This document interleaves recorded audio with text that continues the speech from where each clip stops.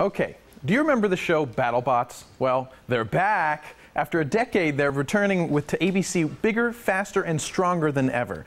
Joining us today is play-by-play commentator Chris Rose, color commentator Kenny Florian, and creator of the robot, Chomp, Zoe Stevenson. Good morning, everybody. Hi, Alex. How are you? I'm doing really well. So, Chris, let's start with you. For anybody who's been living under the rock for the past decade, or maybe they were born after 2005, what is BattleBots all about? Well, I was kind of living under the rock myself. I certainly was born before 2005, I can tell you that. So I had to kind of get indoctrinated into the sport just like Kenny did.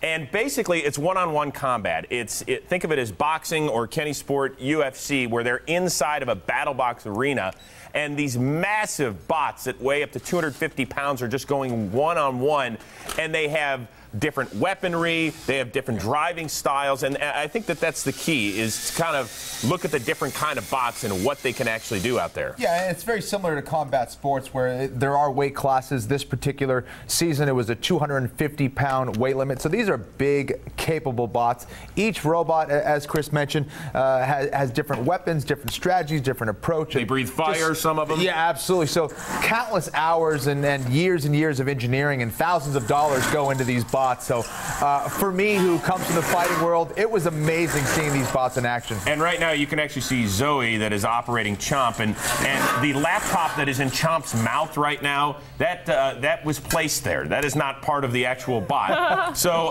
Zoe, what are we going to do? Try and just chomp right through that thing? Go right through it, that thing. Okay, well, let's see what we do. Ooh.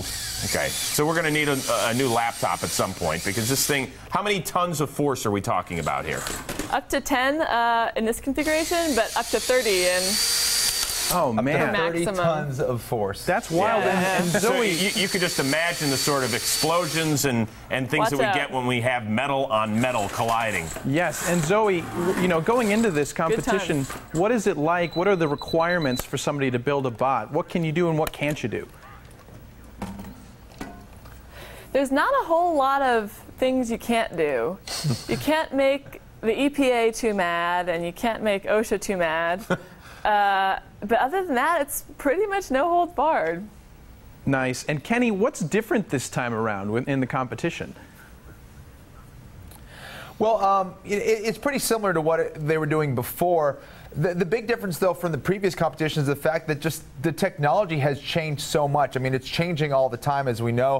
You know, our cell phones, our computers, even the metals that they're using is always getting better. They're finding lighter, stronger metals. So it's exciting. And, you know, for us, we had bulletproof glass protecting us because some of the impacts and a lot of the shrapnel that was getting thrown around these battle boxes, I mean, it's getting thrown around at hundreds of miles an hour. So we were definitely glad to be behind that glass. But, you know, the thing that's so fun about this, Alex, is that you can find a bot that you fall in love with, and you follow it throughout the competition. And you know, starting this weekend, it's the round of 16. So think of it as the bot world meets March Madness. So you've got 1 versus 16, and you've got 2 versus 15. And then from here on out, it's single elimination. And we're talking about 1 3-minute round. And that's why you see so much action, especially early on in these fights. It's not like your world of UFC where you have a 5-minute round, or in the world of boxing where you have 12 3-minute rounds. You really have 3 minutes to make an impression on the judges should it go the distance. And so that's why we see so many sparks fly and everything flying around the battle box,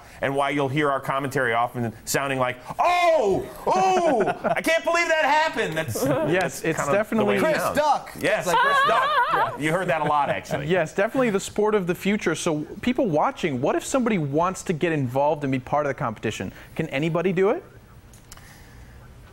Well, you know, I think that's the key, and you can even ask Zoe, because you were a first-time competitor. You know, I know you had a lot of friends that had competed inside the battle box arena before, but you just wanted to kind of go for it, right? Yeah, I sort of thought, man, you know, I might as well try that.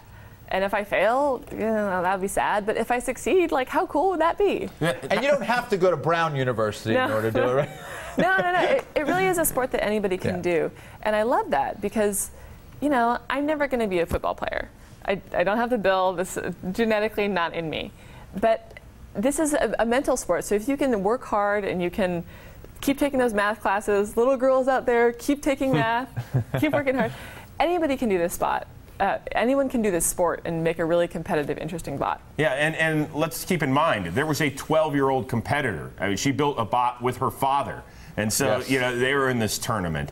And, you know, we had a plumber, a former plumber. So you don't have to be an engineer in order to do this. And it's going to take you more than a weekend to build this bot, I can tell you that much. Yeah. That's But true. so you got to have some time, and you got to have a lot of patience. But if you want to do it, we're here for you. Absolutely. Guys, I cannot wait to tune in and watch this season. It looks really exciting, and I want to thank you guys so much for coming on with us today. You Thank got you. it. Great, thanks. All right, and stay where you are. The Morning Blend will be right back.